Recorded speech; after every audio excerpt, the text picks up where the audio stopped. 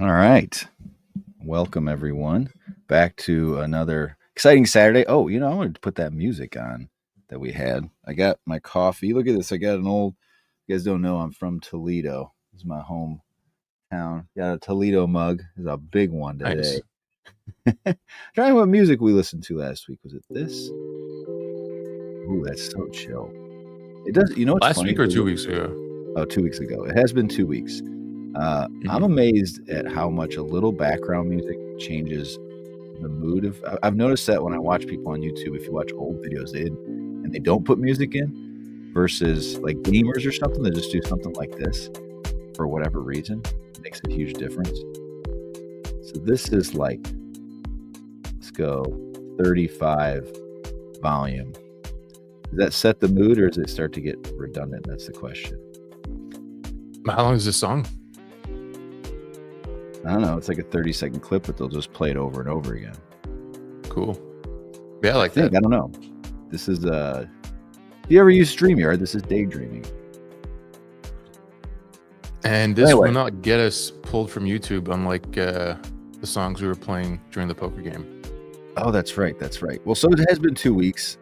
If you guys, we had the holiday last week, and we actually decided to do a Friday live stream with Chief Litecoin, hosted some Litecoin poker, which we think we're going to try to do a little more of in the future. It was just kind of a test run, make sure it worked. I won a lot of money. It was kind of fun. Animal, you did okay, right? You were around for a while. I had fun. It was a good game. You wiped me out, though. And honestly, I should have known better because I saw it coming. But I just, I was feeling generous, I guess. You probably remember it better. You had a straight. I think I had a full house or something close, 2 pairs. Well, if you had a full house, you wouldn't have lost to a straight. I wouldn't have lost, you're right. So I guess I had 2 pairs. And you caught the straight, right? I don't know if you had the straight on the flop or not. I forget, but I like to talk. I like table talk, and sometimes it's I like to talk. Period. So that's just how I play the game, because I'm not that great of a player. Like, I'm okay, but I always feel like I try to be really random, and then people. And you talk just to get in people's heads, right? You're narrating your thing. You're saying like, oh man, wow, look at that, a king, and you can ramble and lead people to believe that you have nothing. Well, right, like that's part of it, right?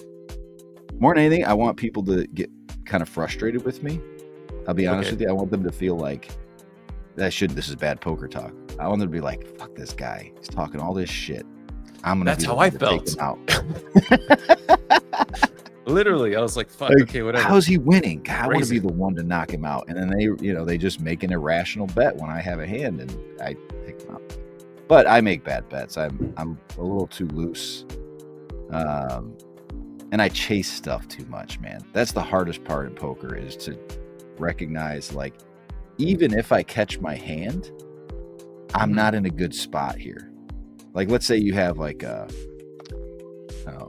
last night I played again with Chief and ran a little bit, and I had like a 9-10 or an 8-9 or something in the flop. So let's say I had an 8-9 and the flop was 10-jack something. And I'm like, even if I catch the queen, I don't even love this hand. So I'm really hoping for the 7, not the queen. And I'm down to 1 card, basically. Like, I shouldn't be betting this scenario. And that's how you got wiped out, I guess. Last night I got wiped out. The Rand beat me twice on, honestly, kickers. Like, we'd have top pair, and he had a better kicker than I did, or he caught a great hand. And then, but I came back in, and then I won back and more than double. So I ended up winning last night, actually. So I ended up ahead. No way. I thought you lost. I had a good stretch. I was on fire again. I took a big one from Chief. But anyway, I digress. So it was a big week, obviously, in crypto world.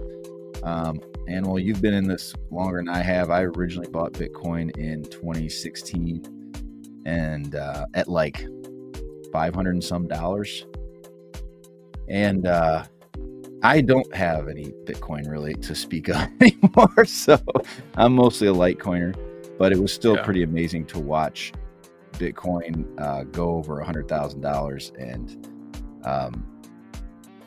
really almost bizarre, honestly, because we were doing the live or our spaces on Wednesday when that happened, and it went from like 99 and ran all the way up to like 104, 105, and it was a little surreal. I remember we got done, and I thought, man, that's such an amazing thing to me. It felt good, especially like the price. I feel like 100K was teasing us for like a month almost, right?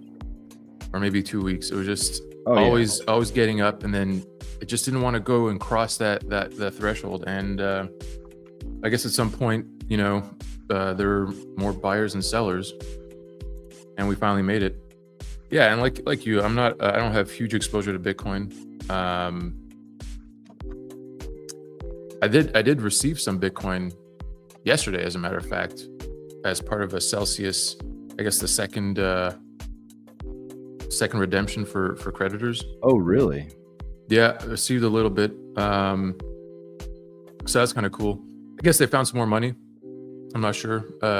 Mashinsky's going to jail, which is, or he chose to go to jail. I'm not sure how it works. Like, there's a settlement that he agreed to. He's going to prison for 30 years. Agreements in Canada? Well, we do. Yeah. Okay.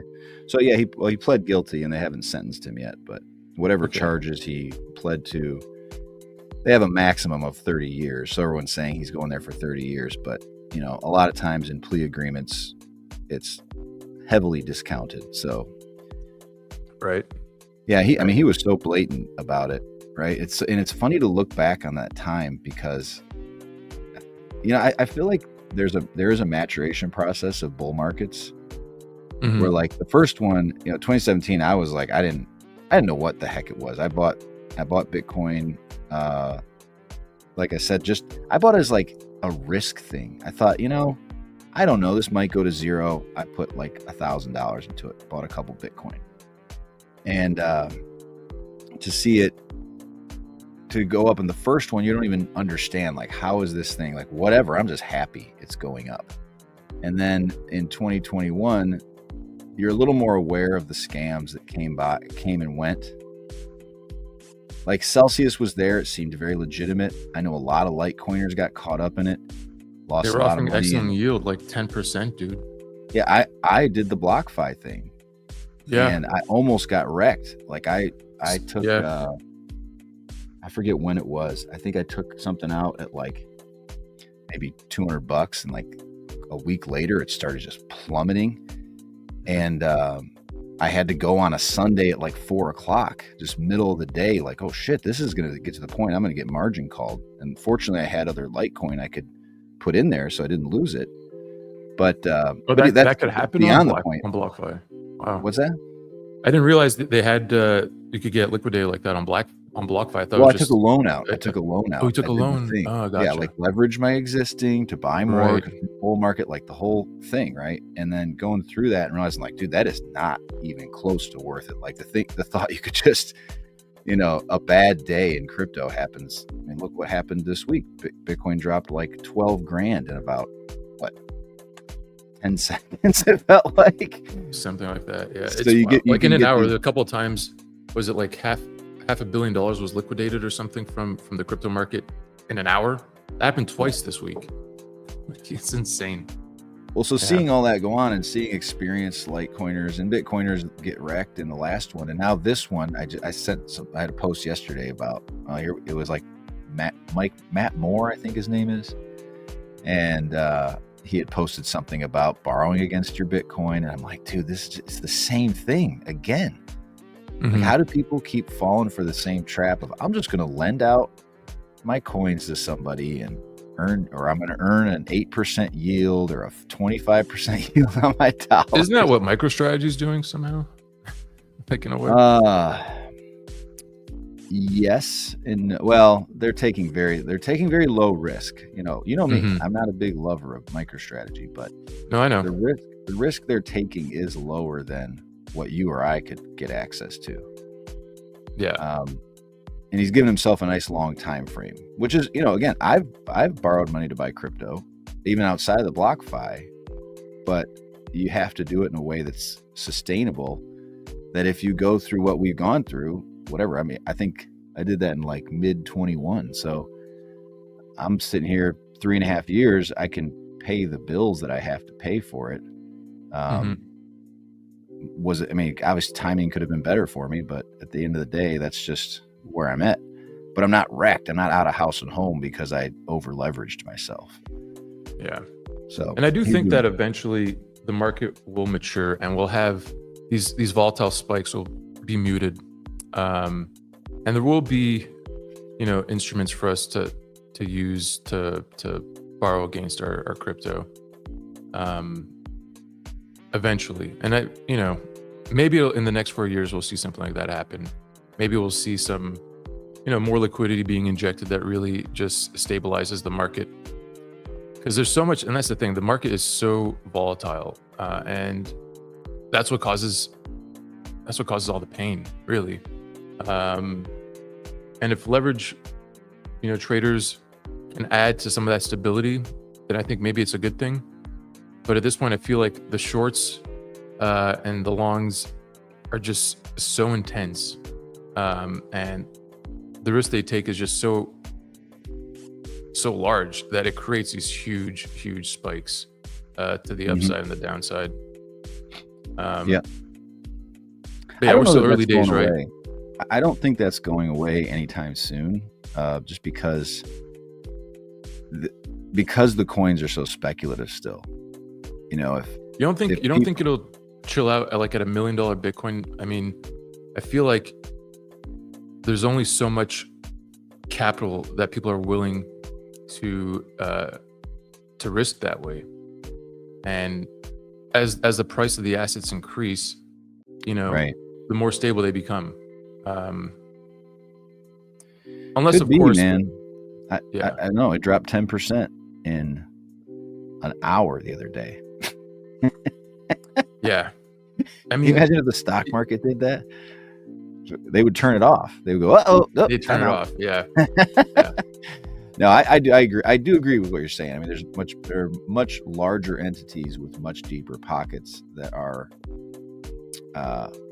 heavily interested in maintaining some form of, I guess, stability or structure to the asset, right? Like if I'm BlackRock and I'm trying to sell ETFs, I need to show, hey, this is an asset that's not ridiculous. This isn't a meme coin.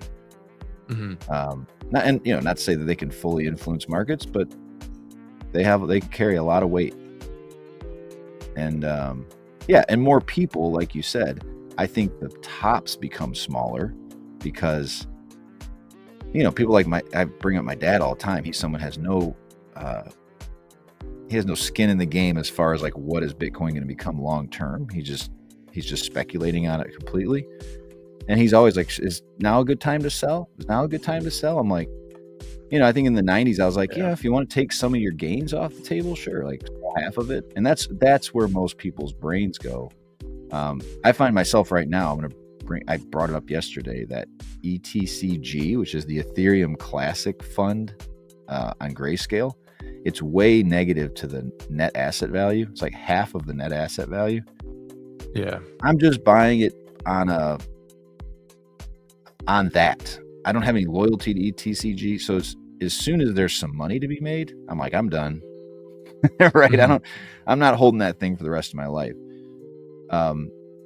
So to me, that's an instance where the less people care about the asset itself, the more they're going to stabilize it, sell it. Oh, it's down, it just dropped 40%. I'll buy some just on a whatever. As soon as it goes up a little bit, I'm going to sell it. Keeping things, more buyers and sellers, more liquidity, right? Yeah, I see the logic to that. I don't know what, if I would do the same thing. I like investing in things I believe in their principles with. That said, I mean, I like Ethereum Classic. I think it's proof of work, and that is something I can get behind. I just honestly don't know anything about it. I don't know what they're doing these days, what's being developed on it. I've not followed them at all. Yeah, no, I'm just using it as an example of I don't really either, but I just look at the the fundamentals or the logic. That's my logic.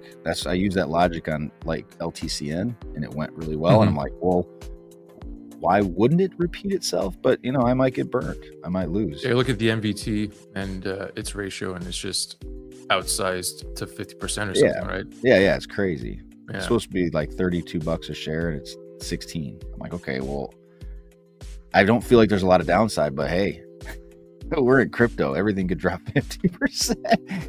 So I do agree. I think those days might be over. I think the long drawn out, but God, see, I hate saying that because I hear those words come out of my mouth, and I'm the this time it's different guy. It's like there's an expression, if you want to hear God laugh, announce your plans. And this is one of those instances. Yeah, you don't want to jinx yourself, but at the same time, I'm bullish. I'm bullish in the next 4 years. I think we've already got David Sachs. I don't know if you know who this guy is, but he's part of the PayPal mafia.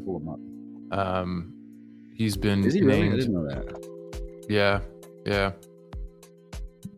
And he was named Crypto and AI Czar of the United States of America. Do you know much about him? Well, yeah, what do I know about him? I listened to him quite a bit on his podcast, All In. Oh, right. Yeah, okay. That's where I've heard of him. Yeah, he's extremely intelligent. And I really like that podcast. They've got an excellent perspective from, I guess, a financial perspective, like from a perspective that we don't have as, I guess, billionaires, people that are actually, movers and shakers in the tech world. And I think it'd be great. One reservation I have about the guy is that he's a huge investor and promoter of Solana, which I'm not a huge fan of. Sorry, I was pulling. But he's one of the VCs that pumped it. I don't know what to think about Solana. I talked to you guys about it on Wednesday. I feel like it's one of these. There's a weird inverse relationship between fees and the price of an asset. Like if things, as Litecoiners, obviously we believe low fees are good, but it hasn't really proven to be a driver of value. I mean, the top 2 coins are the most expensive ones to use. And there's something about free that in a way like invalidates a chain. Like if you're not willing to pay for something, like rug pulls are basically what Solana is being used for because it's so cheap to make, just like ICOs were back in the day. If there's no friction to doing it, people are just going to do it ad nauseum, right? And with AI and the way computers can go with speed, it's like you can just do these things all day and hope you catch lightning in a bottle. Like it's a pretty flexible blockchain. I was using that was it StepN app, right? Where it's basically you walk to earn or whatever. And it worked pretty well. It's a nice app. I can't use it anymore because I'm using Graphene OS, and the anti-cheat mechanisms are basically being blocked by the kernel on my phone. So I haven't used it in a while, but it was nice. The thing is, again, like, despite the fact that I walked every day and I had a good shoe and all this stuff, my shoe lost value. Like the developers basically rugged us by adding new features and removing stuff. So I'm a little upset with that. And yeah, like you said, the Hawk Tua girl. I got her. And Izzy Agalia, like the mother token, all this stuff. All these celebrity coins are being put on Solana just because it's so easy. There's a cookie cutter template they can use. And it's taking away from the credibility of the crypto market yet again, in the same way that ICOs have. Now, do I feel bad for the people that got rugged? Not really. I mean, if you haven't learned your lesson at this point, like what were you thinking? What are you buying Hawk Tua, if not to pump and dump it yourself? So you just got dumped on faster than you can dump on others. Like, too bad, so sad, boo-hoo. That's exactly whatever. What I feel. Yeah. They're just mad they didn't get to be the ones dumping, right? Yeah, it's now they're funny. Suing her. Well, dude, listen. I think this has felt so manufactured to me. Like the outrage against her makes no sense to me. She came on, she's like, hey, I'm launching my coin. It's not like she went on and said, hey, we're going to hold, and here's the tokenomics, and we've got events you're going to show up to. And like, she didn't have any game plan. She was just launching a meme coin. So like, you got what you paid for, which was nothing. Yeah. This girl's fine. You have some in your wallet now. Maybe you can show her you're an OG or something. I don't know what you thought you were going to get out of the Hawk coin. Would they have been, would they be less salty if she straight up said like, hey, listen, guys, I want to pay for my education. Why don't you buy some of my token? I'll dump on you gradually over time. I'll sell a certain amount, and maybe I'll dollar cost average down, pay for school or whatever, buy a house. I don't know. Is it you think it's the natural education process that people won't understand tokenomics until they get rugged and they go, oh, maybe I should pay attention to like who owns these things? Definitely. I think it wouldn't exist if there wasn't still a lot of learning to do in the community. I think it would, just like it took people a while for ICOs, it took a while for ICOs rather to die down, for the hype to die down.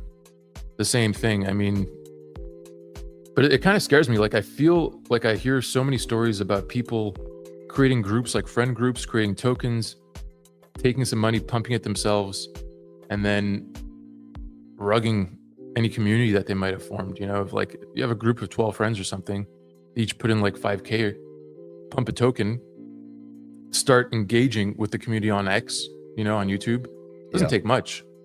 And then when the price is at the right, whatever it is for them to make a couple $1 million, they rug. Yeah, Chief is right. The community is stupid and rage baiting. I mean, we lack maturity. We are this crypto Twitter is full of degenerates, and the second the market starts pumping and we have more money in our pockets, it's just going to get worse. You know what I mean? We're just going to, until we get burned, until we get humbled again, I think. Yeah. It might just be a sign of new people coming to the crypto market. At least we'd like to think it is. Maybe it could just be a ton of wash trading. And that's always the gray area with like an unregulated market, is you don't know where people are creating wallets, and it can happen so fast. You don't know. Yeah. If it's one guy, that was the NFT craze, right? People would just sell to themselves and make the price look huge. And oh my God, this coin's up. These apes are $500,000. I got to get an ape. Yeah. And you're like, dude.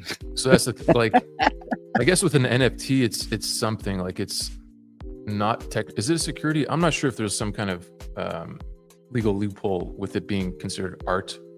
But a token would be categorized as a security, wouldn't it? I guess we'll see what happens with the new SEC chair. Well, yeah, and one of the things with tokens is always you have to have a promise of future gains or something. So that's where with her, I don't even understand what the heck they're talking about. Like, to me, it's not like she came out and said, here's what I'm going to do with the money. She just launched a coin. As far as I know, again, I haven't dug in. I've been asking that question in these comments. I'm like, can you guys tell me, what did she do that was wrong? What did she promise? And it's all just... She launched a token and she asked people to spit on it. And that's what happened. She got, it's like people hawk to it and they're upset. Yeah, there's a lot of rage. I almost don't even want to show the search. I mean, a scam. What did they think it was going to be? You know what I'm saying? That's what these things are. Oh, whoops, I got other things up. Well, hey, so I do want to bring this up because I think it's a good question. Big Chief, what are your thoughts on the script coin resurgence? Well, yeah, do you see this one? I guess we're going to talk about script coins, which, as you guys may or may not know, is Litecoin, Dogecoin, Bell's coin. Yeah, let's pull this up actually, because this is kind of, I think, pretty big news, if you ask me, that a Bitcoin mining company is beginning to finally start mining Dogecoin and Litecoin. Or at least announcing it publicly. I think they had been mining for a little while. Right? But okay, so yeah, that's pretty cool. And the fact that they're making, I guess, 3 times as much per watt mining Scrypt than SHA-256 is compelling for any miner. You know, I have exposure to some mining companies and, you know, my Canadian retirement savings account and whatever. And some of them are performing better than others. Some of them are performing poorly because they made poor decisions in the bear market. And one path to victory I see for them is to pivot to mining Scrypt. So yeah, super interesting, super compelling. What Chief was referring to specifically, I think, because I know Chief and I saw his posts. I sent you another link in our private chat to an F2 Pool X post. You pull that up, okay. You'll see what I'm talking about. Basically, you've heard of Pepe Coin, you've heard of Lucky Coin, PP Coin, and these are all now being merge mined by F2 Pool. Pepe's new though. Pepe's new. Yeah. Yeah. Lucky, Pepe, Bells, Doge, and even that Meow Cat coin or something like that. Cat coin. Cat coin did a like 50% merge mine or something this week. I saw. So how do you feel about this?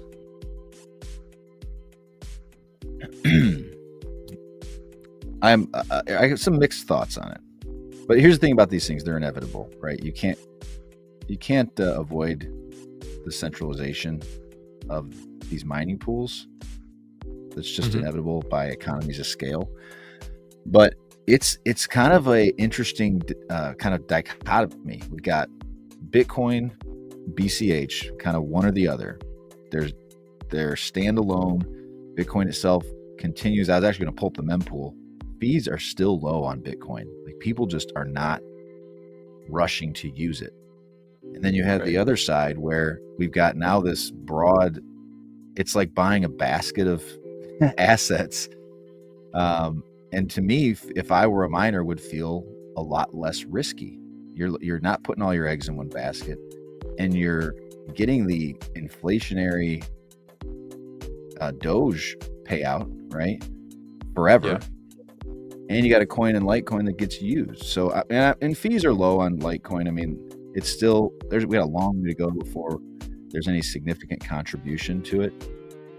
But I just feel like it's such a better ecosystem because you have those multiple ways you could actually see success. If I'm a miner, it just takes my risk down. Yeah, I see that. I'm not sure how I feel about it. I think, like you said, it does shield the miners from volatility. But there's a couple of things that I don't know how to feel about. Like, if they can just keep adding coins,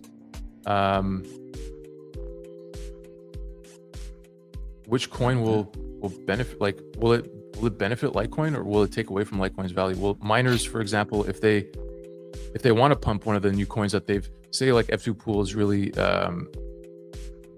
they start like allocating a lot of Pepe Coin, right? Because they got into mining, their pool started mining it early.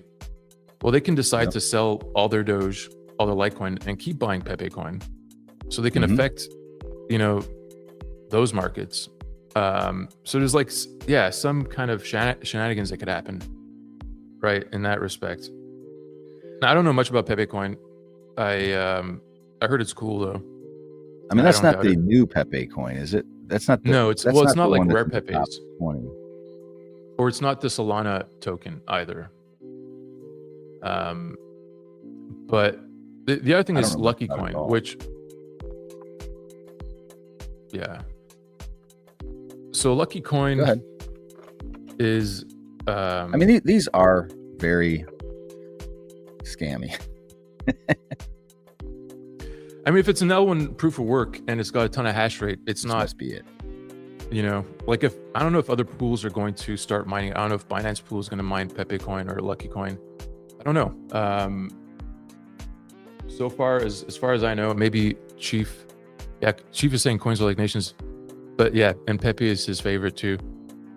I don't doubt that. I think, legit. That's a legit coin to be excited about. But yeah, dude. I mean, Lucky Coin, right? So apparently that was a coin that was that Bell's coin was forked off of, right? In its whole ancestry. But the Lucky Coin that we have now isn't the same one, and in fact, Lucky Coin that we have now is forked off of Bell's coin, right? So it's not the same coin at all. Right.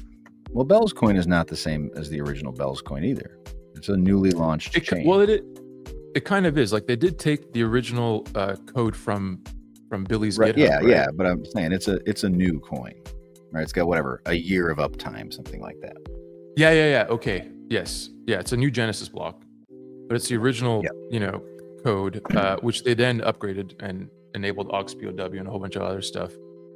And it does have Billy Marcus's blessings. Like, he has, Billy Marcus was involved with its development early on. He was gifted from the community about 100,000 bells. So, I guess he's got some incentive to pump it a little bit, at least. I don't know. I feel better about bells than I do about Lucky. I feel like Lucky's kind of in like just a cash grab, I feel like people saw Bell's success and are like, you know what? Let's do it, and let's just one up Bell's coin, and we'll do Bell's coin's father, when really it's an illegitimate son that they're trying to pass off as the father. I mean, these things still, I think, to answer your question earlier about like, is a good thing, or like what's to prevent this from just multiplying, right? Like 100 coins is at some point, it's kind of that same like attention span of the miners. Like, there is some more work that needs to be done, not a lot. But if there's not a real market for something, I don't think that they're going to bother, bringing on a new coin every week just for shits and giggles, right? But I do believe they're a major influence. I think still miners in general, Bitcoin and like miners, have a massive role that we don't understand in these markets. I think that's why the Litecoin ratio has been down. Watching that really answered a lot of questions for me. Seeing the Litecoin miner reserves, which I think I have pulled up here somewhere. And I think it's interesting to have. Sorry, I think it's interesting to have like develop dev nets, right? Like Bell's coin being able to push technologies that maybe the Litecoin and Dogecoin community aren't comfortable with. Furthering the technology. I guess, at some point it'll be inevitable that Bell's coin's market cap is going to pump, and then people are going to start to feel, hesitant to innovate on Bell's coin. So you'll need a Pepe coin or a Lucky coin to take those risks, to test things out without, exposing the entire Bell's coin and Litecoin and Dogecoin community to that risk. Yeah. So I think eventually. Big Chief is saying here, he says like they're like nations, and he says, each nation or region can add a script coin. I think it's SCRYPT, Chief, just to give you a little correction there. But I think that's the difference in the ecosystems. And I love, in a way, I kind of love the fact that since the beginning of doing this, I've been like, look, I don't care what you're in. I just want you to be in crypto. Like, I'm a Litecoin advocate, but I don't care if you like Dogecoin or Monero or BCH. And to think that you could have a broad variety of meme coins that are all proof of work is kind of cool. I mean, proof of work is just a different distribution method. It guarantees that whales can't accumulate them at 97% like Haktua Girl.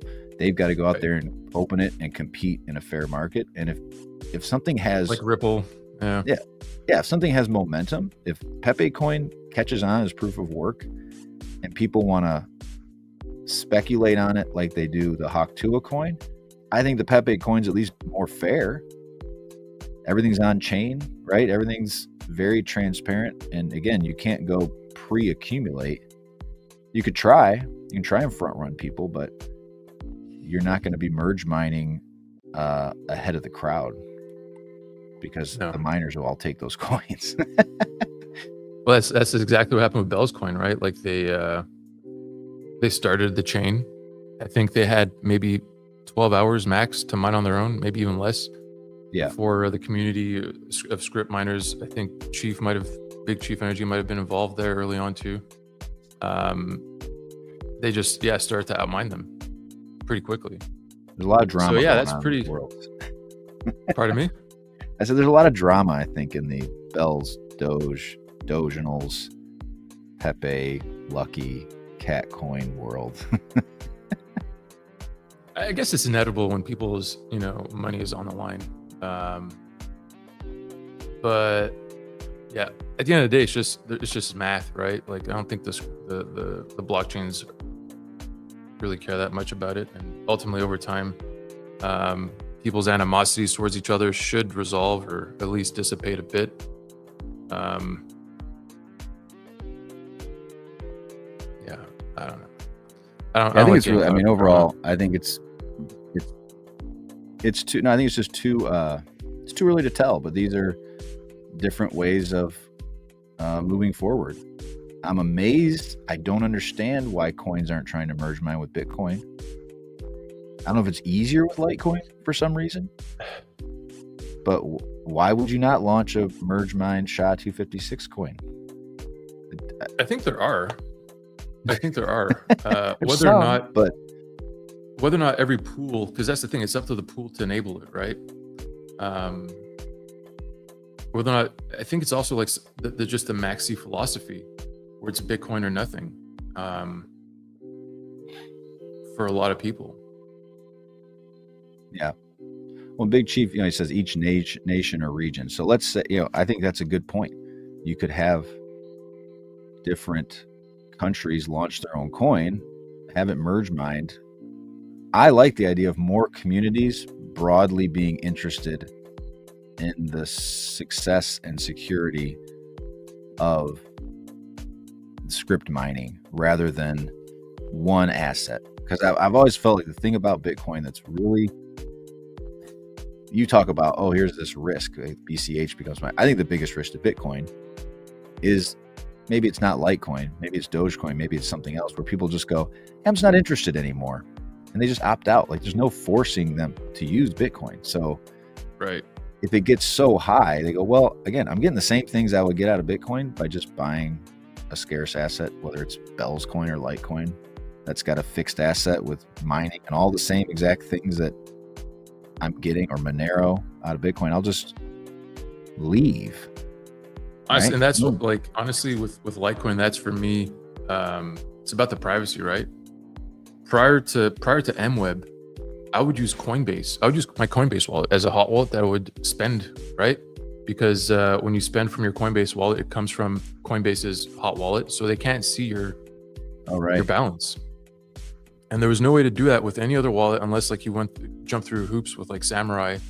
But even then, I'm not even sure how easy it would be for someone motivated enough to trace things back to you. Whereas with MWeb, it's simple. Just peg into it and peg out. You peg in as much as you want and peg out when you need to, right?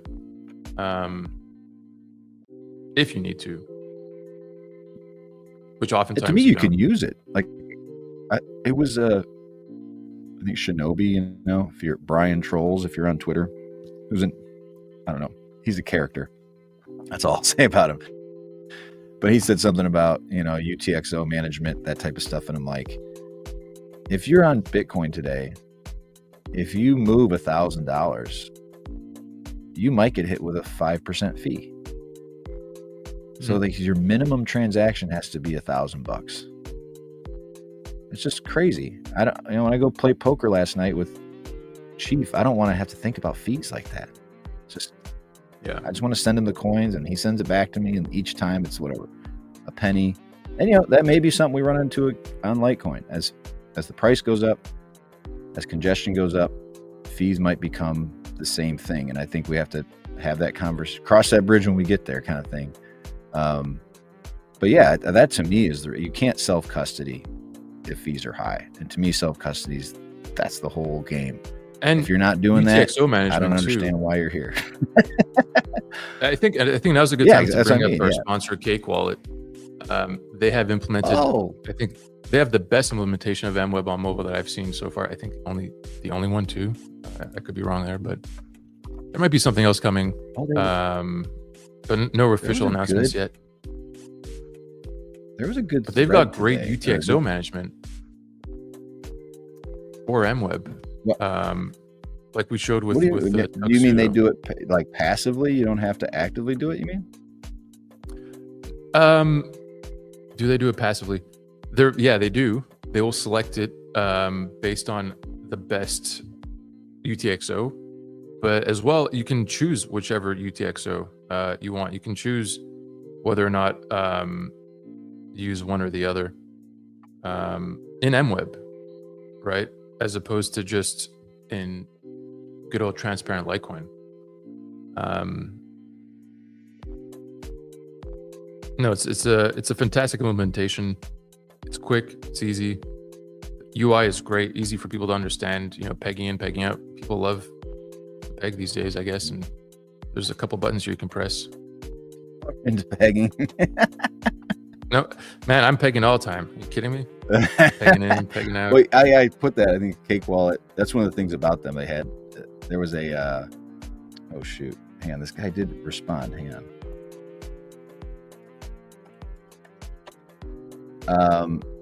They had a post this week, and they're like talking about silent payments on Bitcoin, and they got Monero, and they've got MWeb, and I'm like, that's been the hardest thing about representing them is they are adding things so fast. I'm just like, I don't even know where to keep up, you know. And it is. It's a great UI. Again, I like them because I like the asset. I like the thing itself. I don't have to fake it. I use it. I used it to send it to Chief last night. I did want to show this though, while we're talking about usage and all these great things on Litecoin. This was orangefriend.com, which is a more privacy focused app. Let me actually pull them up. Instant exchanges, atomic swaps, P2P, prepaid cards, OTC brokers, blah, blah, blah. Sorry if my thing keeps popping up. I've never heard of them before, actually. But stats for November. Yeah, so stats for November, XMR. A little suspicious. These seem to be very round numbers. Maybe their usage is really low. But XMR, Bitcoin, Litecoin, Ethereum, ETH, right?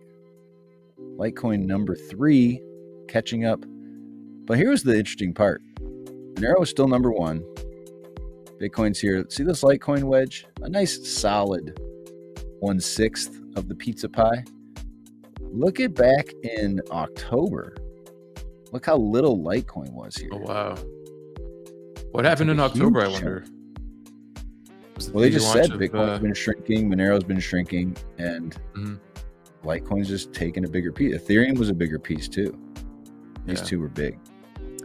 So what is this site? This is like a swapping site? It's a non-KYC swapping site? Orangefriend.com, which orange makes me think it's Monero focused. Yeah, check them out. It's good to see statistics always. I do want to bring up, hang on one second. I'm trying to communicate with this guy. We might have an interview. We had some scheduling issues. We were going to bring in, here, hold on a second. So yeah, this is actually good timing. We had some other stuff to cover. Why don't we chat? No, you know what? All right. No pressure here. I've got somebody that I came to know of. Anytime someone decides to stand up to the maxis and tell them to get wrecked, hang on. I always am like, I'm willing to talk to this person. So this was a thread that this Esquelita Bitcoin, which Esquelita Bitcoin, which is ESCUELITA BTC, which I think is that's just school, right? Esquelita Bitcoin. he had kind of a back and forth because he'd mentioned something about Monero, and this person was like giving him shit. And he's like, you know what? If you don't like it, F off, basically. I'm like, I like this guy. This guy's good in my book. So he and I hopefully somebody gave some money. I threw him a little bit of Litecoin just to contribute to his school. But I don't know a lot about him. So I'm hoping he can come on and give us some. Oh, here, hang on. Let me pull that up again. I thought that was being shared. This is hard, being producer, host, sharing your screen, everything. Yeah, this is not easy, my friend. But I honestly don't even know if I know this guy's name. So I would give him a follow though. He's down in Latin America, trying to bring awareness and educate people, not just about Bitcoin, but just how these things work. And I think that's the name of the game, right? And he accepts Litecoin, accepts Monero. I think he'll take anything as long as he feels like he can use it to teach these kids how this stuff works. But hopefully he'll be on in a second. Where is he located again? South America, right? Somewhere? I don't know. That's what I mean. This is literally, we're just winging it here, guys. Uruguay. Uruguay or Paraguay? It says Uruguay. And yeah, I noticed he has a Walt of Satoshi email, which I'm assuming is deprecated, but because I think the Feds took over those servers, right? Yeah. Okay. So he's gonna try. Probably don't email him there. Okay. So yeah, we I can think do a he's gonna try couple more. to come on live here in about 10 minutes. So. Okay. So we can speed run the rest of the articles, I guess. Yeah. Let's go through that. Sorry, I keep going back and forth. Can we do just real quick a shout out to Vlad Costilla's Privacy Mag? Yeah, absolutely. It is right here on XMR Bazaar. Yeah. I wrote a couple of articles for it related to BTC Pay Server. So I'm pretty happy about how they turned out. And I mean, the art was done by his girlfriend, Annie, and it, as you can see, is very Pepe themed, which is dope. The cover, I love. Have you shown the cover? I mean, it's just a picture of Michael Saylor on the guy's bathroom wall. And, it feels bad, man, to have, because he's judging, because he can see your size, right? And he's like, you call that size? He's laughing at it, huh? He is. So yeah, 32 articles. He did all this? The magazine and itself he did all this art? Yeah, dude. Yeah. Yeah, cool. my article's like, I think on page 60 something or 58. I don't know. But it takes a while to swipe to it. But yeah, dude, so you can download a digital copy for free. So you can look at it like we're doing right here on screen. Or you can buy it. He's got I think he's got like 100. Oh, he's only got 80 copies left. 10% will be signed by his girlfriend Annie, and it's a random draw as to who will get those. So if you buy it on XMR Bazaar, you're up here, page 21, 22. Good for you, thank you. But yeah, Vlad really pulled together something awesome. There's a lot of interesting articles. There's a couple from the Litecoin community that go over MWeb, obviously. Here. I think Chris on Crypto is one of them.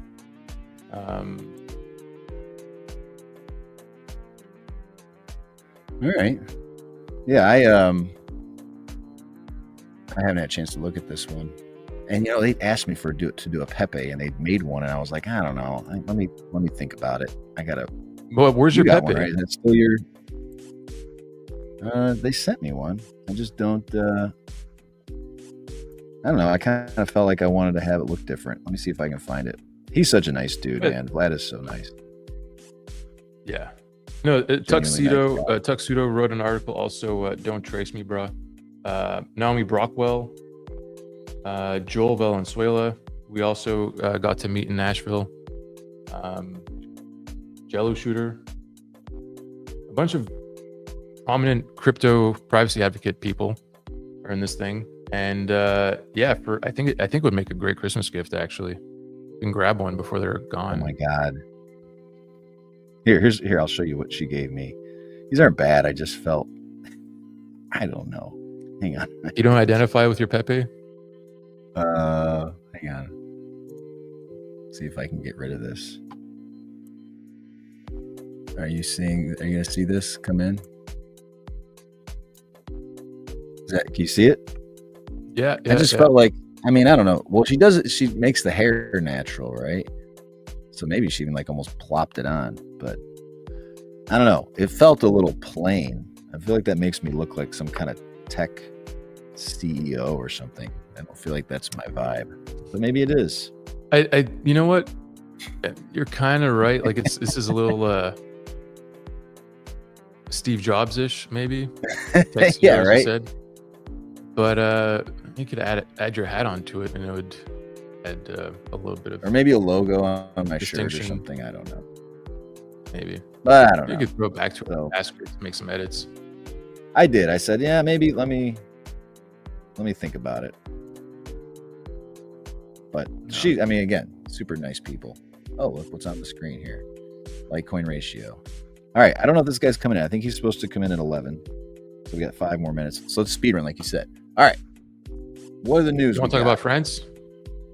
Oh, you want to talk about Belcoin? Yeah. Hang on a second. Okay, I think I'd rather talk about this Czech government. Yeah.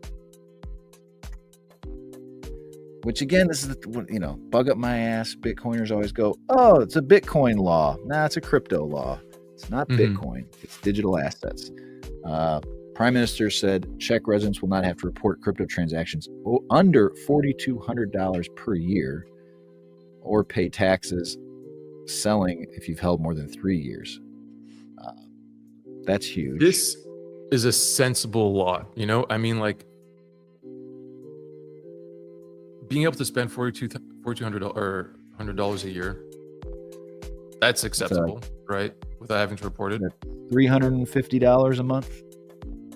Yeah. Okay. And if you hodl, you get rewarded for it. But at the same time, if you do want to spend after your hodling period, you're not punished, right? You can spend it. You can buy a house, right, and not have to pay half of it to the government when you finally do sell. Yeah, I love this law. I wish we had something like this in Canada. Maybe you guys will get lucky in the States and have something similar. I don't love there's I hate caps on things, but yeah, it's a step in the right direction, right? To understand, sure. It's kind of like cash. Like at some point in time, it's probably not even worth them trying to monitor this stuff and collect on it anyway. Right? The cost outweighs the benefits. There's like, whatever, go spend your stupid coins. I don't care. And it's like when you consider how much waste there is, like within the government, how many departments there are. There's like they add 2 new departments of government every year. What a freaking joke! What a joke! Yeah. And they come after us and they punish us and they fucking hate us, dude. Well, like, look at France. Okay, the next article that we have is this bill that they proposed in France to have, what is it, non-productive assets pay unrealized gains.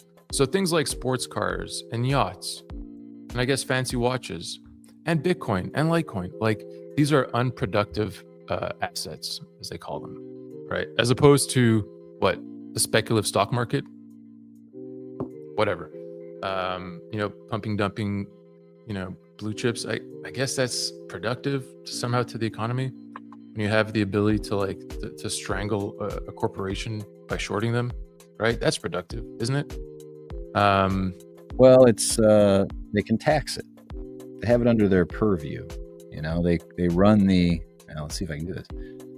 They control the checkpoints. I always think it's all about the choke points, right? They just want to have to make sure they can find a way to funnel you through something. And if they can do that, then they can tax you. And that's their problem with crypto, is they can't. And so they're coming up with whatever they can. I'm trying to make this look good. I mean, this is the actual. You guys want to go through the actual law? No, I mean, Grok can do a good job of summarizing it, or ChatGPT or whatever. But so this is just a proposed bill. It hasn't been voted in yet. So hopefully they'll come to their senses. Right? Hopefully it won't pass. But if it does pass, I have a feeling we're going to see a lot of Bitcoiners migrate from France to Czech Republic. I mean,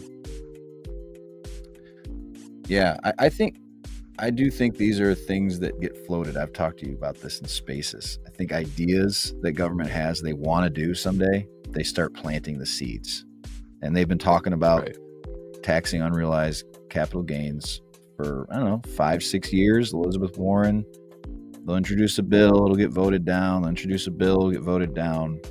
And then like in 6-8 years, they'll go, we've been talking about this for 12. This isn't a new idea. This is an old idea, right? Yeah. It makes logical sense. And they'll act like it's something that is totally normal. And look, we're in a really odd time. I actually wanted to pull up, because you mentioned Europe. It got me thinking about where the euro is, the US dollar, right? Now, everybody in crypto hates the US dollar, but the reality is the US dollar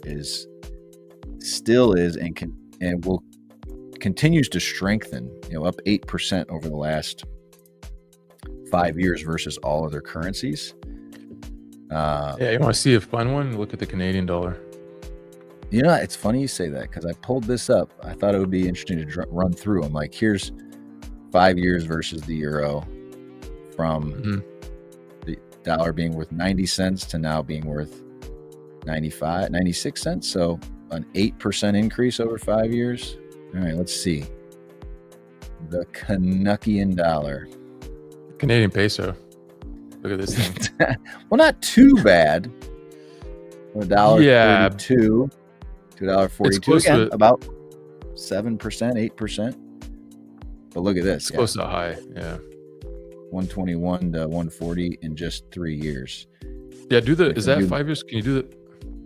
Okay. Yeah. At some point in 2008, 2009, we were almost at par. I know. I remember growing up, you get change. You get Canadian coins when I was a kid. You try to pass them off because they were only worth 80. They wouldn't work in the coin machines, would they? They get stuck there. Some of them would, but that was the plan. So but you just look in the last decade here, right? What happened? I guess was there an event, something that happened around that time? I can't put my finger on it. I don't know. Was it Trudeau got elected? When did he get elected? I don't know. Hang on, I'm trying to figure out why this guy's not coming in here. Hold on.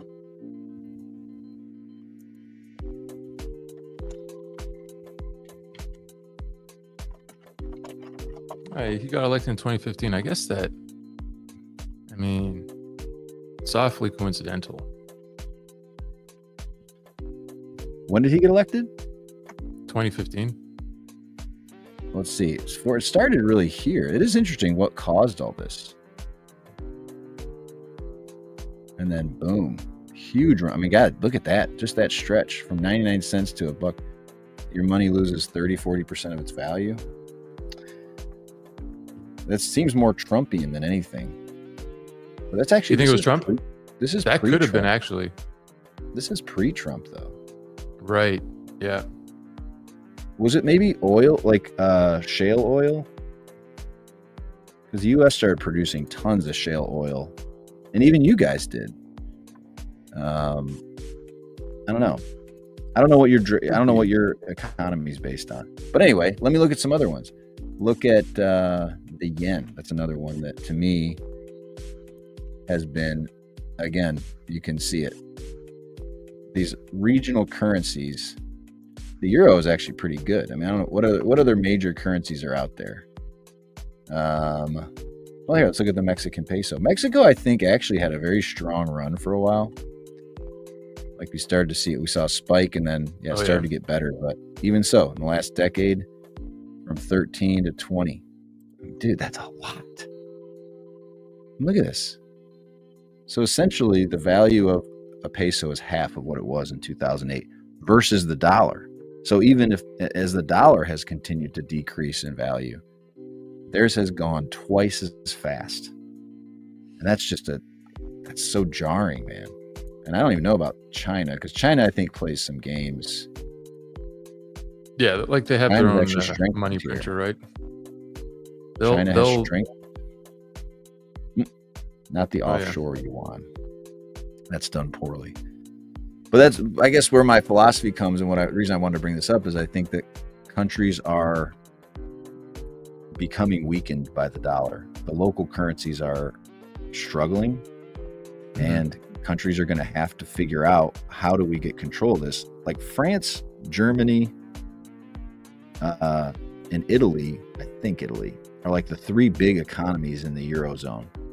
So places like Greece or maybe the Czech Republic, they aren't as productive, and they don't have to be as responsible maybe for their money. Like Germany's like half of the Eurozone's economy. It's kind of crazy how strong. Yeah, I heard they want to separate. They want to get out of the EU, actually, or at least some party is floating that idea. Yeah, socialism doesn't work, man. It just doesn't work. It has to get big in order to work. Like it's just like MicroStrategy. You need new investors. It's a pyramid scheme. You gotta by force start taking more tax dollars from either more people, or you have to increase the percentage, because it's not a logical system. It's like think about just running like buses all the time. You're paying to pay drivers 24/7, pay gas 24/7, to have people run routes that aren't even needed half the time. It's just an inefficient system, and overall it gets wasteful, and it's doomed to collapse every time, man. Very hard to maintain. So anyway, look, I'm not a policy expert. I'm not really even a political science anything, but I know that in Canada the healthcare system's kind of broken. A lot of our doctors go to the US, go south of the border, because they can make 10 times more money. And we have a shortage here. We pay a ton of taxes and we don't get the service we deserve.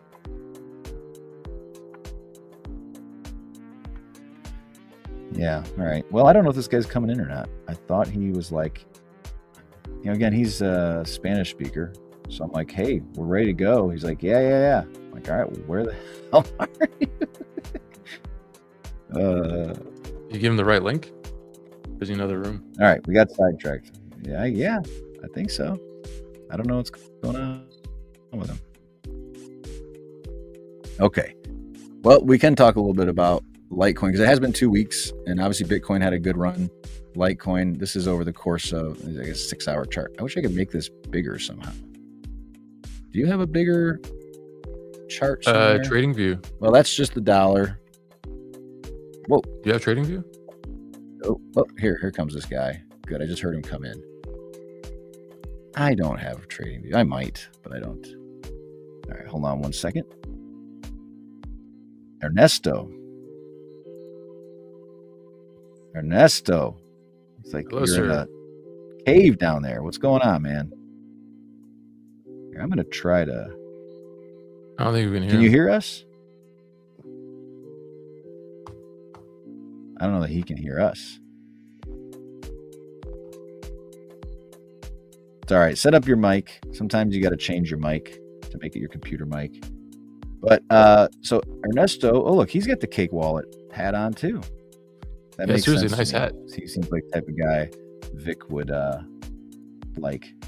Let me hold on one second. No, we can't hear you.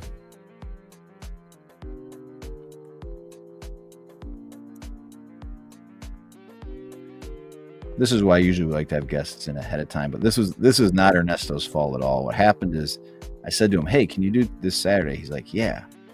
And then we had somebody else who was planned to be here. So I told Ernesto, oh, forget it. And then the other guest canceled. And so this morning, Ernesto, I'm like, hey, can you come in this morning? This is not his fault at all. But like I said, I'll bring up that. Yeah. So basically what happened is with him, while he's getting set up here, he had a post about Monero, I think. And some Bitcoiners kind of came at him like, who do you think you are? How dare you? How dare you talk about something besides Bitcoin? And yeah, he was like, get wrecked to a degree. All right, now I got to find it. Let's see. See if I can find it. The mic. Well, dang, you post a lot, dude. Any luck yet, bro? So if you go into your settings, hey guys, this is going to be, you should be able to pick you've always got to select your mic under settings. Or down at the bottom. Well, maybe he can, do you know sign language, Ernesto?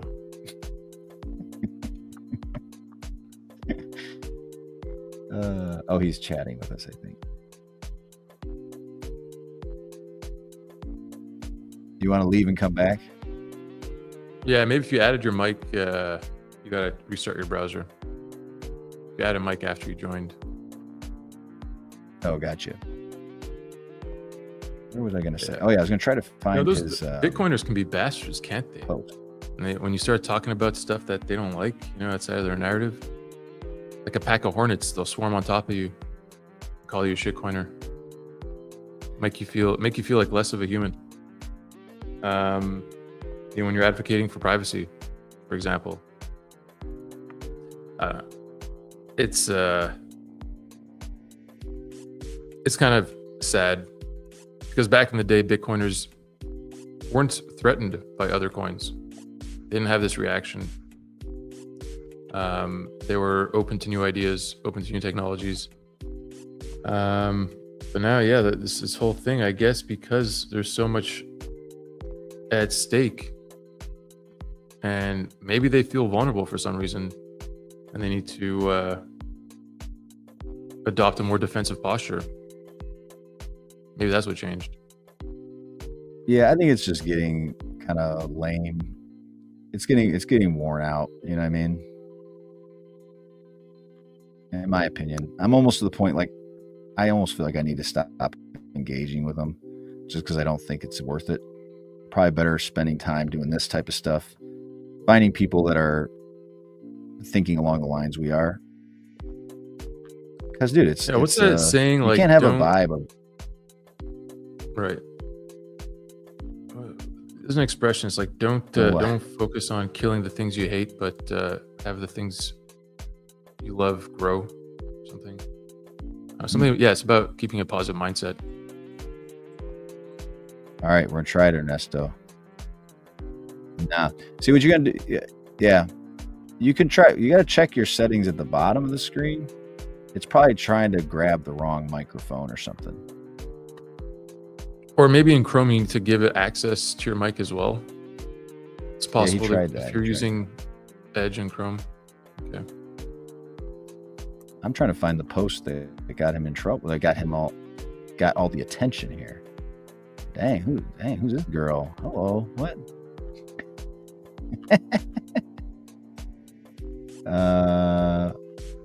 This was a while ago. You post a lot. Oh, here you go. You even got a Litecoin. Whoa. You got a lot of Litecoin stuff finally. You got some Monero stuff. I think your best bet if this isn't working is just, if you have your phone, just click the link on your phone and it'll work. It'll use your phone mic. You gotta sit there and hold your phone. But that's probably your best bet.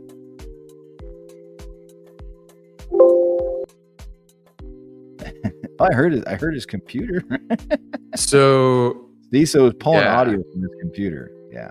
From the wrong source. That's what I mean. He had his wrong mic on. That's all right. Yeah. Anyway, anybody else? I see you guys, our comments kind of faded a bit, but if you guys got something you want us to cover, let me know. I think we're good. I'd like to talk to him, but we've covered most of what we wanted to cover. You want to talk a little bit about Bell's coin. You always want to talk about Bell's coin. Now, you're always concerned about, you're like, well, I got to be clear. I'm invested in something. You should be. I don't feel like you're making it obvious, but you're invested in Bell's, right? I like Bell's. I think the community is pretty good. It's pretty strong. I like Adam. I like Luke. I think they're great guys. I met Luke. Well, I think we both met Luke in Nashville, and we both had the same thing to say. Like, he seems like a bright kid with a good head on his shoulders and a bright future. Now, when it comes to the rest of the Bell's Coin community, I think it's also, they've got really good memes. Nakamoto, this guy's created this NFT called Meme This. It's an ordinal collection called Meme This, and it's very nice. It's very good. We got our next one here. There we go. I got you now.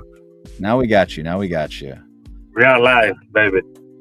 What's going on, man? I apologize for that. I think there was something, because you clicked up when you closed the window to leave your computer. We heard your computer sound, which tells me it was just pulling audio from your computer. I'm not in my house. I'm traveling. I am Ciudad del Este, a triplice frontier between Paraguay, Argentina, and Brazil.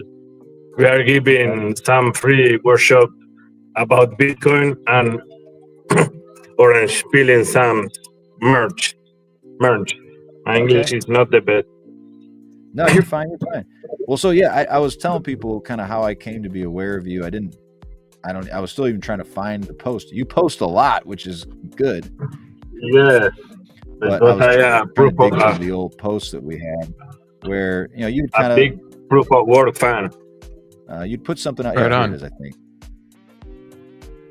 Put, sure. I think you put something on about Monero or Monerotopia, and you got some flack. I was in Mexico in the Monerotopia talking about. I was part of the Spanish panel. We were 6 people of the Spanish speakers. And I'm talking about history of money, Monero basics, and silent payments. And I have an educational project called Escuelita Bitcoin. And for 3 years, I teach for free about Bitcoin, privacy, Monero, financial system, simple math, lecture, depends of the community, because my target is to empower the real plebs of South America, the real humble people that they need tools like Monero, Bitcoin, Litecoin, and other different tools, because they are the real unbankings. The fiat system is killing us, and we need this kind of tools. And for me, the knowledge must not be a privilege. And a lot of time, the information is not coming for the people, and it is necessary that people like me go down to the street and teach for this person that they don't know nothing, because we are in some rally of, wow, Bitcoin hit 100K, blah blah blah. The world is very quickly, but the majority of the people don't understand nothing about this world. Right. They don't know nothing, and for me, it's important that they start to understand this kind of tool of sovereignty, because we must break this cycle of poverty and and ignorance, because I expect that the kids can be changed this way of life that the fiat system imposed to us. One of the way is learn these tools. Like I say, I'm not Maxi, and I don't think for me we have tools, different tools. Depends what do you need. If I need do some things privacy, I use Monero. If I need the best stall of value, I use Bitcoin and blah blah blah. The same way I use Tor and I use different tools. And for me, the important is the message that you understand. You have the power, like a person, like a user, and you can make the difference, because the sovereignty is not only about the keys; it's about your life.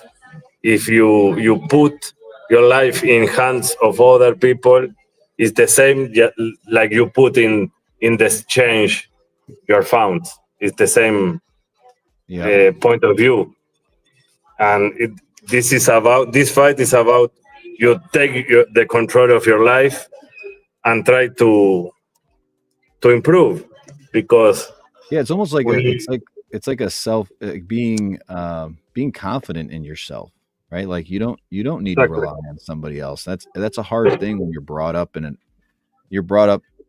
all your public schooling is telling you how much is done for you, right? Like you call the police for this, you call the fire for that, the city makes the roads, or that you don't have these controls over your own life.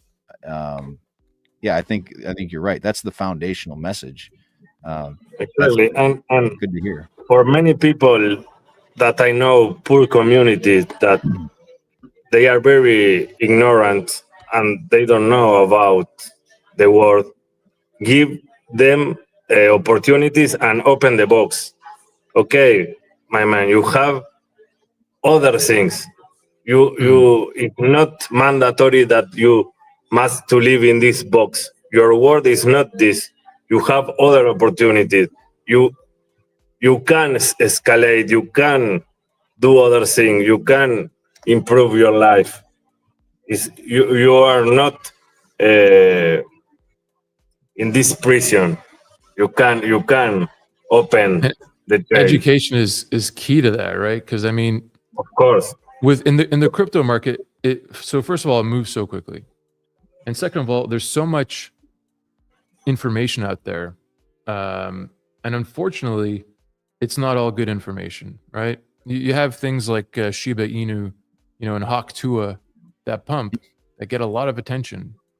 And I know I had at some point a colleague of mine who's from Lima, from Peru, and he was telling me about his mom and what she wanted to invest in, and she was like, "Son, I just invested a bunch of money in Shiba, or I just invested a bunch of money in like some other Solana-based token."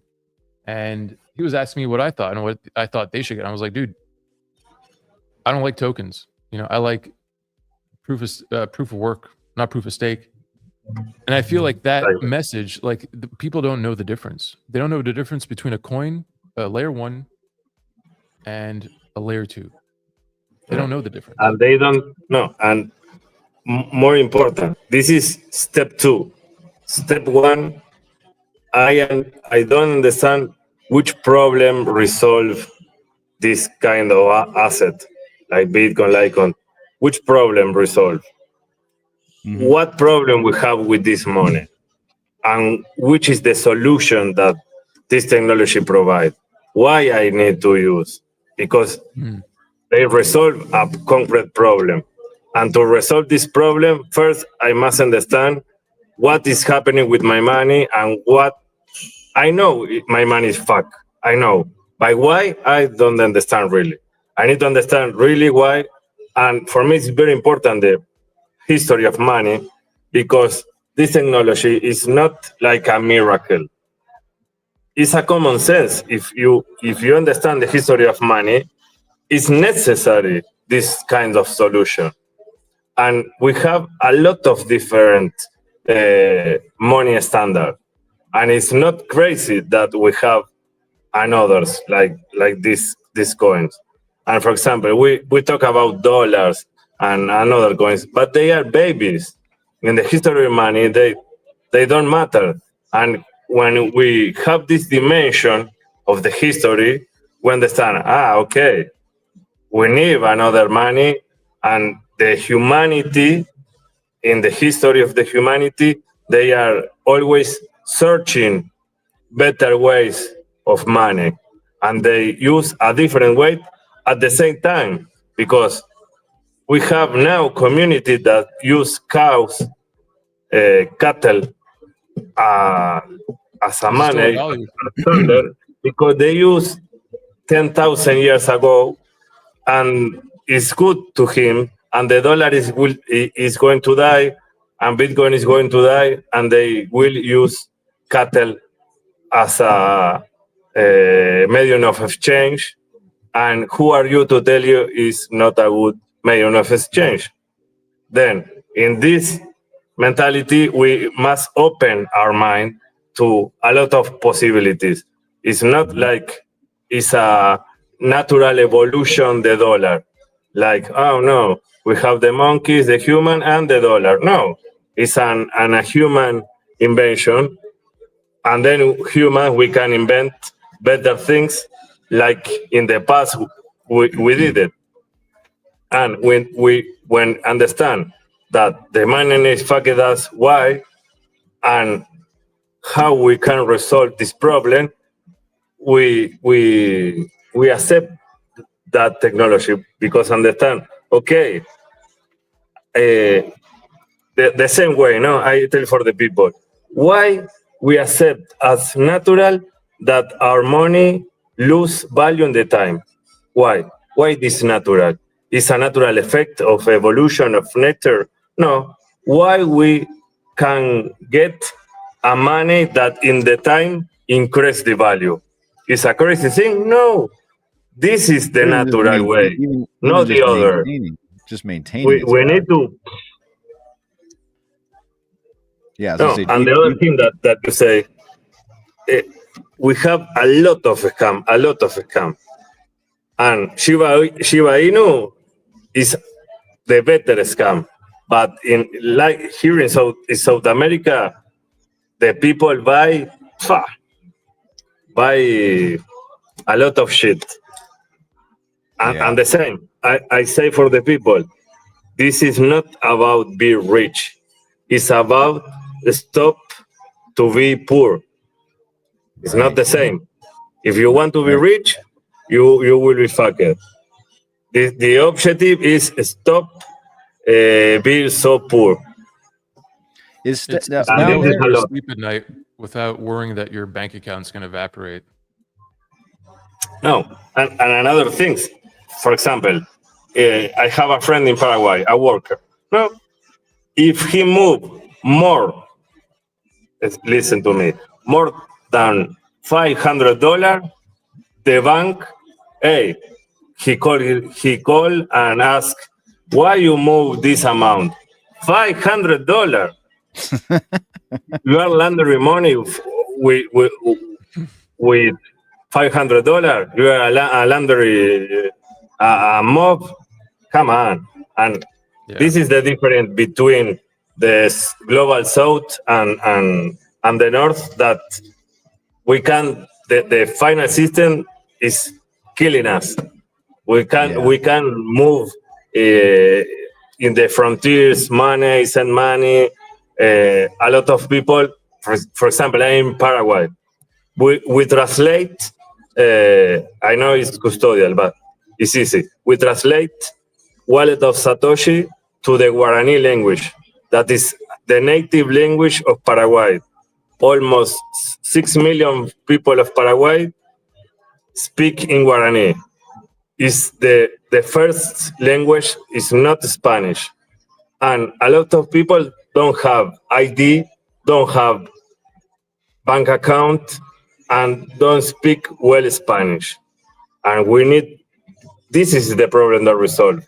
They don't need ID, bank account. They deserve to move value in the time and in the space. And for this reason, we are translating Cake Wallet to Guarani too.